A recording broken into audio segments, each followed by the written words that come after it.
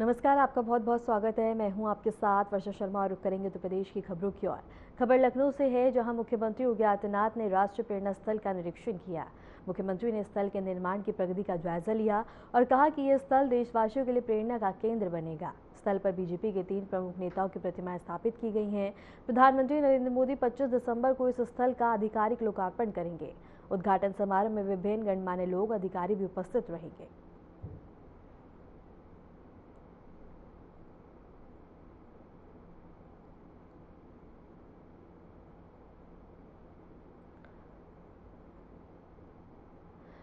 लखनऊ से खबर हम आपको बता रहे हैं, जहां मुख्यमंत्री योगी आदित्यनाथ ने राष्ट्रीय प्रेरणा स्थल का निरीक्षण किया है। मुख्यमंत्री ने स्थल के निर्माण की प्रगति का जायजा लिया और कहा कि यह स्थल बता दें कि देशवासियों के लिए प्रेरणा का केंद्र बनेगा।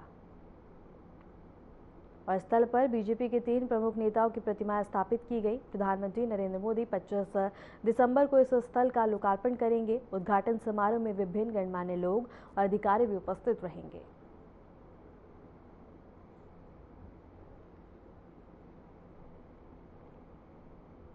और राष्ट्रीय प्रेरणा स्थल का निरीक्षण किया गया। सीएम योगी आदित्यनाथ ने इस स्थल का निरीक्षण किया। उद्घाटन से पहले तैयारियों का जायजा लिया है।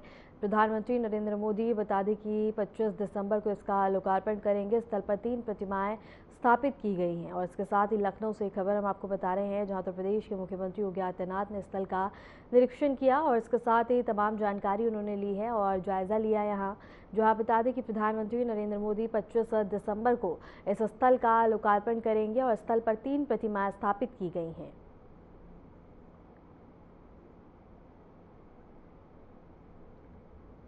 लखनऊ से ये खबर हम आपको बता रहे हैं, जहां उत्तर प्रदेश के मुख्यमंत्री योगी आदित्यनाथ ने स्थल का जायजा लिया, जहां उन्होंने तमाम और इसके साथ ही बता दें कि यहाँ अधिकारी भी उनके साथ मौजूद रहे। 25 दिसंबर को प्रधानमंत्री नरेंद्र मोदी इस स्थल का लोकार्पण करेंगे और इसके साथ ही बता दें कि राष्ट्रीय प्रेरणा स्थल का निरीक्षण किया गया। सीएम योगी आदित्यनाथ ने इस स्थल का निरीक्षण किया। इसी पे रुक करेंगे हमारे संवाददाता अमन प्रधान का। अमन, क्या कुछ जानकारी है? सीएम योगी ने राष्ट्रीय प्रेरणा स्थल का निरीक्षण किया। एक बड़ी उपलब्धि है जिस तरीके से मुख्यमंत्री योगी आदित्यनाथ निरीक्षण करने गए थे। साथ ही साथ तमाम जो डीएम हो चाहे प्रशासनिक कई अधिकारी हो वो मौके पर मौजूद है और उन्होंने साथ ही साथ निरीक्षण किया है। निरीक्षण में जो एलडीए जो इस पूरी जो पार्क का निर्माण कर रही है लखनऊ विकास प्राधिकरण, उसके जो विभागाध्यक्ष हैं वो भी मौजूद थे। तो साथ ही साथ उन्होंने साफ तौर पर जो सभी जो पार्क है प्रेरणा स्थल उसका निरीक्षण किया, क्योंकि 25 दिसंबर को अटल बिहारी जी का जन्मदिन है और इसी दिन प्रधानमंत्री मोदी प्रेरणा स्थल का लोकार्पण करेंगे। यानी कि एक बड़ा लखनऊ के लिए एक बड़ा दिन रहने वाला है। हालांकि जिस तरीके से पूरा देश उस दिन को क्रिसमस डे के लिए मनाता है, लेकिन एक भारतीय जनता पार्टी और जो है जो भारतीय जनता पार्टी के समर्थक है उनके लिए भी एक बड़ा दिन माना जा रहा है, क्योंकि उस दिन अटल बिहारी जी का जन्मदिन है और उस दिन प्रधानमंत्री मोदी खुद प्रेरणा स्थल का लोकार्पण करेंगे। यानी कि कुल मिलाकर के एक बड़ी उपलब्धि है प्रदेश के लिए, क्योंकि कहीं ना कहीं एक बड़ी पार्क का निर्माण किया जा रहा है, जहां पर भारतीय जनता पार्टी हो चाहे प्रदेश के बड़े बड़े जो दिग्गज नेता रहे उनकी मूर्तियां इस प्रेरणा स्थल पर लगी हुई हैं। तो कहीं ना कहीं एक बड़ा उपलब्धि है और मुख्यमंत्री ने जो जितने भी जो काम है उनको जल्द से जल्द पूरा करने के निर्देश दिए हैं और साथ ही साथ उन्होंने किस तरीके से काम की गुणवत्ता है उसकी भी परख की। तो कहीं ना कहीं मुख्यमंत्री योगी आदित्यनाथ साफ और पूरी तरीके से लगातार जो जितने भी महापुरुषों के नाम से पार्क हैं या फिर जितने भी लोग हैं उनको सख्त और साफ हिदायत दी है कि जो काम है वो जल्द से जल्द पूरा किया जाए। और क्योंकि जो समय है वो अब 1 सप्ताह से कम का बचा हुआ है, क्योंकि लोकार्पण की जो तिथि है वो भी कहीं ना कहीं निश्चित की गई है। वर्षा, अमन, तैयारियां कितनी पूरी हो चुकी हैं और प्रधानमंत्री नरेंद्र मोदी 25 दिसंबर को आएंगे यहाँ, क्या कुछ तैयारियां, सुरक्षा के मद्देनजर क्या क्या तैयारियां की जा रही हैं? और सीएम योगी आदित्यनाथ ने जायजा लिया है, क्या कुछ अधिकारियों को तमाम जरूरी दिशा निर्देश दिए गए हैं बाकी कार्यों के लिए? हाँ देखिए, साफ तौर पर जो काम है वो लगभग पूर्ण हो चुका है। जो मूर्तियां हैं उनको अभी फिलहाल के लिए ढक दिया गया है, यानी कि लोकार्पण के दिन ही प्रधानमंत्री मोदी जब लोकार्पण करेंगे तभी उन मूर्तियों को खोला जाएगा। और साफ तौर पर जो सभी काम है, यानी कि जो स्ट्रक्चर बेस जितना भी काम था वो पूरा कर लिया गया और जो बाहरी बाउंड्री वॉल है वो बनाया जा रहा है। और साथ ही साथ उस प्रेरणा स्थल पर एक बड़ी चीज ये है कि जो अटल बिहारी वाजपेयी जी हैं उनकी एक संग्रहालय बनाया जा रहा है और उनकी जितने भी जीवन परिचय है वो उसमें उनको समाहित किया जाएगा। यानी कि उनकी जो जितनी भी लिखी हुई बुक्स हैं या उनसे जुड़ी हुई जितनी भी बुक्स हैं उनके बारे में जो चित्र दर्शाती हैं उन सभी बुक्स को रखा जाएगा। यानी कि एक तरीके से उसको अगर ये कहा जाए कि एक अटल बिहारी वाजपेयी संग्रहालय, तो वो कहीं ना कहीं बात गलत भी नहीं होगी, क्योंकि अटल बिहारी वाजपेयी जी का लखनऊ से पुराना इतिहास रहा है।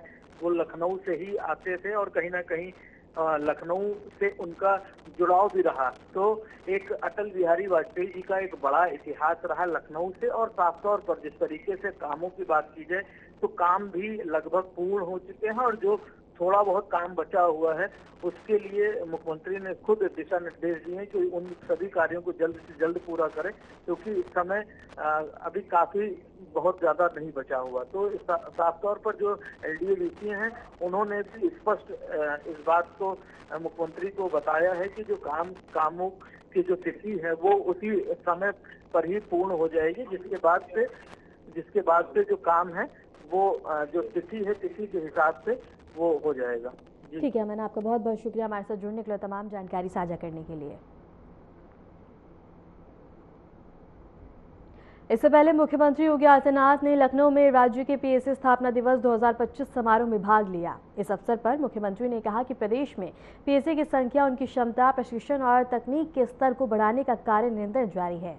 समारोह में जानकारी भी दी गई थी। 33 में से 31 वाहनियों में 200 जवानों की आवासीय व्यवस्था हेतु G+11 बहुमंजिला बैरकों का निर्माण तेजी से चल रहा है। इसमें से 18 वाहिनियों के बहुमंजिला बैरकों का निर्माण पूर्ण हो चुका है, जबकि 13 में कार्य प्रगति पर है। मुख्यमंत्री योगी आदित्यनाथ ने कहा कि पुलिस भर्ती में महिलाओं को कम से कम 20% भागीदारी सुनिश्चित की जा रही है। इसे ध्यान में रखते हुए पहली बार उत्तर प्रदेश में 3 अतिरिक्त महिला वाहिनियों का गठन किया गया है, ताकि महिलाओं की सक्रिय भागीदारी बढ़ सके।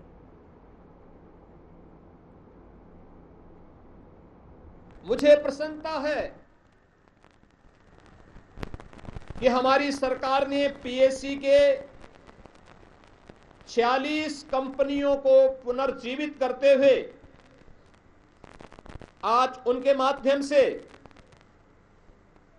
उत्तर प्रदेश के अंदर बेहतर कानून व्यवस्था बनाए रखने, आंतरिक सुरक्षा के माध्यम से उत्तर प्रदेश की एक बेहतर छवि को देश के सामने प्रस्तुत करने में हमें अत्यंत सफलता प्राप्त हुई है। पीएससी की संख्या, उनकी क्षमता, उनका प्रशिक्षण और तकनीक के स्तर पर उन्हें सशक्त बनाने का कार्य निरंतर जारी है। सेवा के दौरान दिवंगत जवानों के 396 आश्रितों को आरक्षी और 58 आश्रितों को प्लाटून कमांडर के पद पर भी सेवायोजन इस दौरान प्रदान किया गया। आरक्षी पद हेतु 28 अभ्यर्थियों व प्लाटून कमांडर हेतु 7 अभ्यर्थियों को सेवायोजन देने की कार्रवाई वर्तमान में प्रचलित है। पीएससी में पदोन्नति के और अधिक अवसर प्रदान करने के उद्देश्य से सशस्त्र पुलिस में 184 निरीक्षकों 3772 उप निरीक्षकों के पदों में भी वृद्धि की गई है। विभागीय प्रोन्नति के अंतर्गत 426 उप निरीक्षक, 4042 मुख्य आरक्षी तथा 13,313 आरक्षियों को पदोन्नति प्रदान की गई। इसके अतिरिक्त 352 मुख्य आरक्षी, 1015 आरक्षियों की पदोन्नति की कार्रवाई भी वर्तमान में प्रचलित है। पुलिस कल्याण योजना के अंतर्गत 31 पुलिस मॉडर्न स्कूल वर्तमान में संचालित हैं। महिला सशक्तिकरण की दिशा में जो सरकार की सर्वोच्च प्राथमिकताओं में से एक है, इसे ध्यान में रख करके पुलिस भर्ती में कम से कम 20% भागीदारी महिलाओं की सुनिश्चित हो। इसे ध्यान में रख करके पीएसी की पहली बार उत्तर प्रदेश में पीएसी की 3 अतिरिक्त महिला वाहिनियों का गठन किया गया है। लखनऊ में वीरांगना उदा देवी के नाम पर, गोरखपुर में वीरांगना झलकारी बाई के नाम पर, बदायूं में वीरांगना अवंती बाई लोधी के नाम पर महिला बटालियन का गठन किया गया है। इसके अतिरिक्त 3 अन्य महिला वाहिनियों की स्थापना के क्रम में मिर्जापुर एवं जालौन में भूमि प्राप्त हो चुकी है। जनपद बलरामपुर में भूमि क्रय की कार्रवाई वर्तमान में प्रचलित है। महिला उप निरीक्षकों के 106 तथा महिला आरक्षी के 2282 पदों के सापेक्ष भर्ती की कार्रवाई भी तेजी के साथ आगे बढ़ी है। पुलिस की ट्रेनिंग की क्षमता में कई गुना वृद्धि हुई है। पुलिस की अवस्थापना सुविधा के विकास में अब टूटे खपरेल वाले भवन के स्थान पर हाई राइज भवन आज उत्तर प्रदेश की अवस्थापना सुविधा के नए उदाहरण बने हैं। उत्तर प्रदेश पुलिस के रिफॉर्म को ध्यान में रखते हुए 7 जनपदों में पुलिस कमिश्नरेट सिस्टम लागू किया गया है। मिशन शक्ति 5th चरण में आज महिला सुरक्षा, महिलाओं का सम्मान और उनके स्वावलंबन के साथ ही उनके स्वास्थ्य और सशक्तिकरण को भी तेजी के साथ आगे बढ़ा रहा है। लखनऊ से बड़ी खबर है, जहां कोहरा और शीतलहर को लेकर सीएम योगी आदित्यनाथ सख्त नजर आए। अधिकारियों को अलर्ट मोड में रहने के निर्देश दिए गए हैं। रैन बसेरों में निशार्थियों को सुविधा सुनिश्चित करने के निर्देश दिए गए। एक्सप्रेसवे और हाईवे पर बता दें कि पेट्रोलिंग बढ़ेगी और खराब दृश्यता में यातायात प्रबंधन सुनिश्चित किया जाए। केंद्र और एम्बुलेंस ने बता 24 घंटे तैनात रहेंगी। इसके साथ ही ओवर स्पीडिंग और इसके साथ ही ओवरटेकिंग पर बड़ी कार्रवाई। कोहरे में सुरक्षित यात्रा के निर्देश दिए गए। इस वक्त की बड़ी खबर हम आपको बता रहे हैं, जहां सीएम योगी आदित्यनाथ कोहरे को लेकर बता दें कि अलर्ट नजर आए हैं। उन्होंने बता दें कि अधिकारियों को तमाम जरूरी दिशा निर्देश दिए हैं, जहां उन्होंने अधिकारियों को अलर्ट मोड में रहने के निर्देश दिए हैं। कोहरा और शीतलहर को लेकर सीएम योगी आदित्यनाथ सख्त नजर आए हैं और इसके साथ ही रैन बसेरों में निशार्थियों की सुविधा को लेकर सुनिश्चित करने के निर्देश दिए गए हैं। एक्सप्रेसवे और हाईवे पर पेट्रोलिंग बढ़ाई जाएगी और खराब दृश्यता में यातायात प्रबंधन सुनिश्चित। क्रेन और एम्बुलेंस 24 घंटे तैनात रहेगी और ओवर स्पीडिंग और ओवरटेकिंग पर बड़ी कार्रवाई की जाएगी। कोहरे में सुरक्षित यात्रा के निर्देश दिए गए हैं।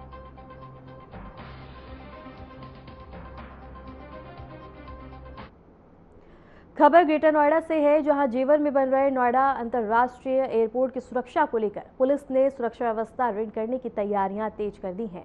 नोएडा पुलिस कमिश्नर लक्ष्मी सिंह ने बता दें कि नेतृत्व में एयरपोर्ट क्षेत्र में सुरक्षा सर्वोच्च प्राथमिकता होगी। सूत्रों के अनुसार एयरपोर्ट के पास 2 नए पुलिस थाने बनाए जाएंगे, जिन्हें इंटरनेशनल और टर्मिनल थाने के रूप में पहचाना जाएगा।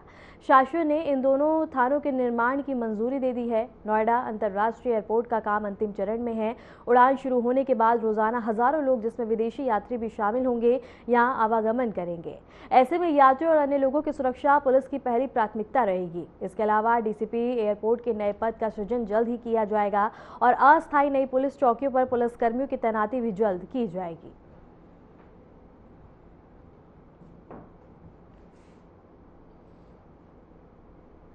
सदर तहसील के तेतरी कुर्द सहकारी समिति पर यूरिया खाद की कमी को लेकर किसानों ने हंगामा किया है। मौके पर पहुंचे एसडीएम सदर कल्याण सिंह और सांसद प्रतिनिधि अनूप सिंह के बीच तीखी नोकझोंक हुई, जिसका वीडियो भी अब वायरल है। सांसद प्रतिनिधि ने किसानों की उपेक्षा का आरोप लगाते हुए 18 तारीख से आमंत्रण अनशन की चेतावनी भी दी है।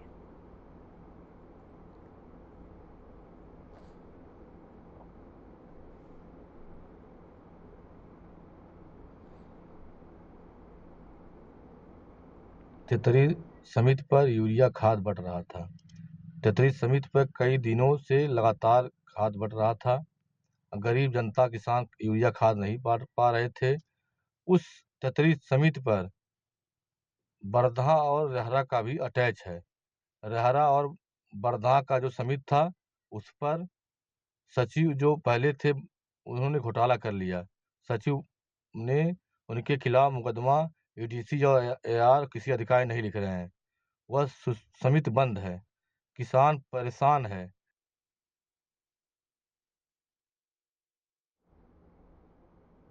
मैनपुरी के थाना गिरौर क्षेत्र में वन विभाग की 100 बीघा जमीन पर दबंगों द्वारा अवैध कब्जा किए जाने का मामला सामने आया है।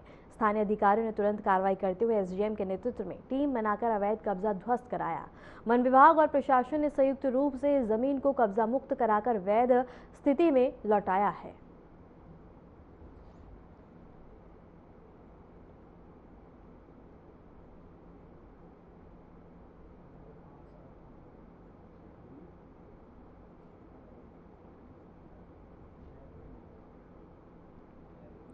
जनपद बिजनौर में घने कोहरे का कहर जारी है। थाना धामपुर क्षेत्र में घने कोहरे से भीषण सड़क हादसा हो गया। धामपुर थाना क्षेत्र में 2 वाहनों का बता दी की टक्कर हो गई। हादसे में एक की मौके पर ही मौत हो गई है, जबकि एक गंभीर रूप से घायल हो गया। पुलिस ने घायल को अस्पताल में भर्ती कराया है और शव को कब्जे में लेकर पोस्टमार्टम के लिए भेज दिया।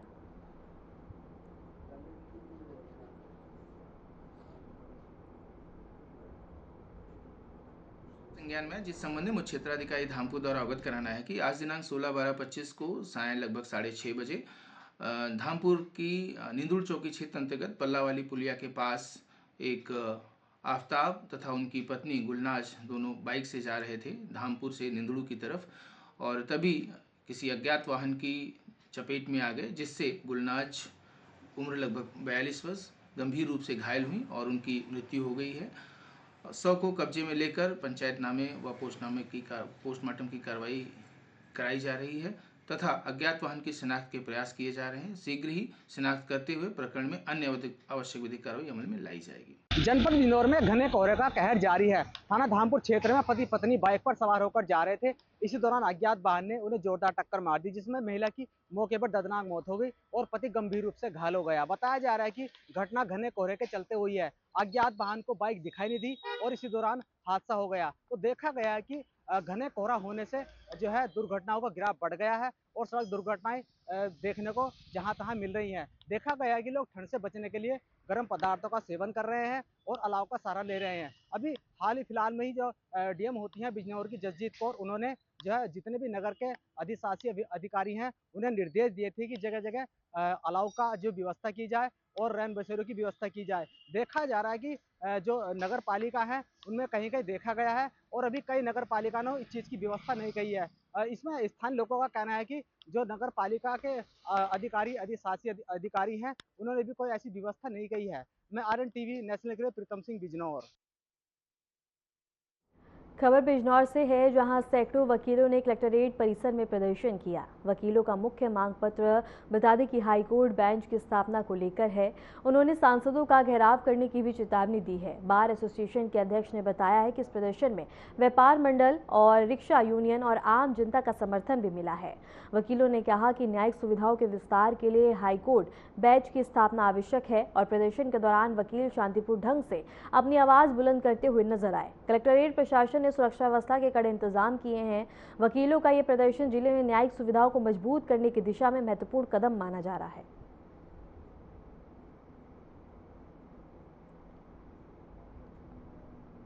कि हमारी सन 81 से हाई कोर्ट बेंच पश्चिमी उत्तर प्रदेश में स्थापित हुई, ये मांग चली आ रही है। ये बहुत लंबा आंदोलन है, विश्व के इतिहास में इससे लंबे आंदोलन नहीं हुए हैं, लेकिन सरकार ने आज तक हमारी बात नहीं सुनी है।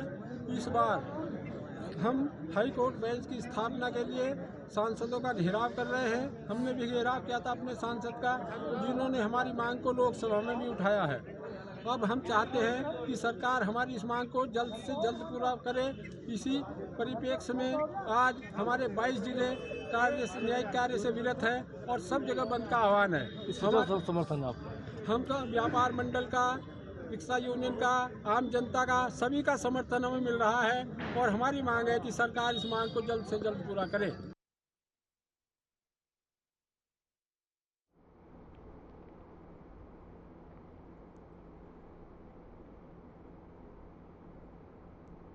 रुक करेंगे बड़ी खबर की और। नोएडा की सड़कों पर खुलेआम गुंडागर्दी की तस्वीरें हम आपको दिखा रहे हैं। दो गुटों के बीच जमकर बता दें कि लाठी डंडे चलते हुए नजर आए हैं। वायरल वीडियो में दिख रहे हैं 1 दर्जन से ज्यादा युवक और दबंग युवक सरेआम करते हुए दिखाई दे रहे हैं मारपीट। महिलाओं को भी डंडों से सरेआम पीटा जा रहा है। बीच सड़क पर मारपीट के दौरान जाम लगा दिया गया। सोशल मीडिया पे ये वीडियो अब तेजी से वायरल हो रहा है। थाना क्षेत्र बता दें कि सेक्टर 39 इलाके का यह वीडियो बताया जा रहा है। और इस वक्त की बड़ी खबर हम आपको बता रहे हैं, जहां बीच सड़क पर मारपीट के दौरान जाम लगा दिया गया।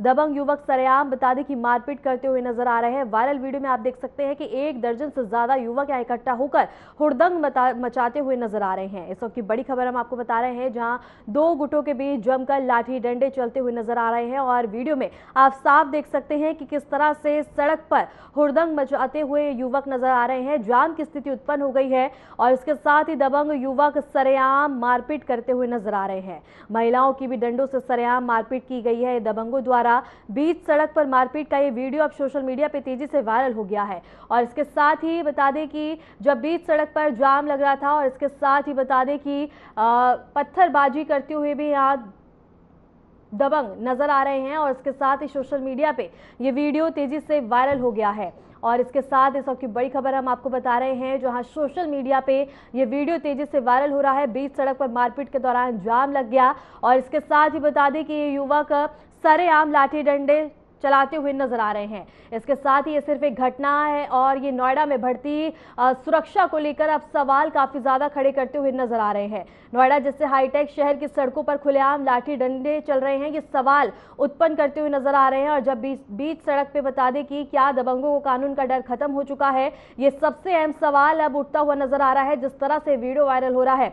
और इसके साथ ही लोग अब ये सवाल पूछते हुए नजर आ रहे हैं कि नोएडा में इस तरह की करतूत अब कई ज्यादा सवाल खड़े करते हुए नजर आ रही है। क्या इलाके में नियमित पुलिस पेट्रोलिंग होती है या सिर्फ कागजों में? अब ये कई सवाल हैं जो बता दें कि लोगों के बीच में है।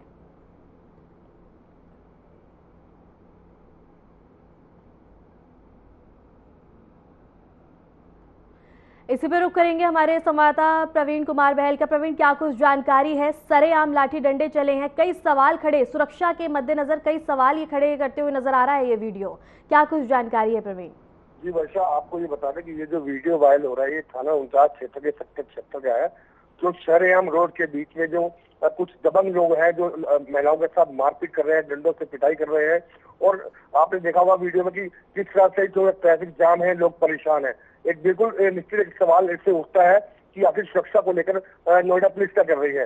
लेकिन इसको लेकर जब हमारे अधिकारियों से बात हुई तो उन्होंने कहा कि ये 13 सिक्का जो है वीडियो जो वायरल हो रहा है 13 सिक्का है ट्रैफिक की दोपहर का। और कुछ ही देर बाद पुलिस वहां पहुंच चुकी थी और जो महिला को पीटते जो लोग दिखाई दे रहे हैं, जो रोड पर पीट रहे हैं और महिला को पटक रहे हैं, उन दोनों भाई को भी गिरफ्तार कर लिया गया है। अन्य की जो है सीसीटीवी कैमरे से छानबीन की जा रही है, उनकी गहनता से जांच की जा रही है। प्रवीण, लेकिन सबसे बड़ा सवाल ये है कि जब ये सड़क पे दबंग उत्पन्न मचाते हुए नजर आ रहे तो प्रशासन क्या कर रहा था? प्रशासन की मौजूदगी हमेशा रहती है और जाम की जब स्थिति बनी तब भी प्रशासन कहाँ पे था? जी वर्षा, आपको बता कि एक ये सवाल उठता है सुरक्षा को लेकर कि नोएडा हाईटेक सिटी कहलाने वाला शहर है और कमिश्नर रेट चल रहा है इसमें। तो उसके बावजूद भी जो दबंग हैं कहीं ना कहीं किसी न किसी तरीके से जो है घटना को अंजाम देते हैं। और इस घटना को देखकर बहुत शर्मनाक घटना है कि महिलाओं को जो है शरेआम रोड पर पीटा जा रहा है। अधिकारियों ने अपनी चुप्पी साधी हुई है। अधिकारी कह रहे हैं कि हमने इस पर तुरंत एक्शन लिया है। पुलिस वहां पर पहुंच चुकी थी, लेकिन जो वहां दबंग थे जो भाग चुके थे, लेकिन सीसी कैमरे से दो युवक नजर आ रहे हैं, उनको हमने गिरफ्तार कर लिया है और बाकियों की तलाश जारी है। प्रवीण, इस हुड़दंग मचाने के पीछे की आखिर वजह क्या है? क्यों इन युवकों ने, दबंगों ने सड़क पर इस तरह से हुड़दंग मचाया? आखिर क्या वजह सामने निकल के आई है प्रवीण? वर्षा, आपको बता रहे ये वायरल वीडियो के पीछे जो वजह बताई जा रही है कि दो बच्चे जो कबाड़ी का काम करते हैं वहां पर कूड़ा बीन रहे थे। जो आसपास में रोड पर जो दुकानें लगाते हैं, जो चाय की दुकान है, जो पटरी में दुकानें लगाते हैं, उन दोनों में आपस में कहासुनी हुई। तो बच्चों को वहां के दुकानदारों ने डांटा। डांटने के बाद वो बच्चे जो है घर पर जाकर उन्होंने अपने परिजनों को बताया। तो उनके जो परिजन है वो काफी मात्रा में दबंग थे, कबाड़ी काम करते हैं, दबंग है वो, और वहां पे इकट्ठे होकर उन्होंने दुकानदारों से मारपीट करनी शुरू कर दी। तभी इस बीच में दोनों पक्षों में मारपीट हो गई। जी ठीक है प्रवीण, आपका बहुत बहुत शुक्रिया हमारे साथ जुड़ने के लिए, तमाम जानकारी साझा करने के लिए। फिलहाल के लिए उत्तर प्रदेश की खबरों में इतना ही। नमस्कार।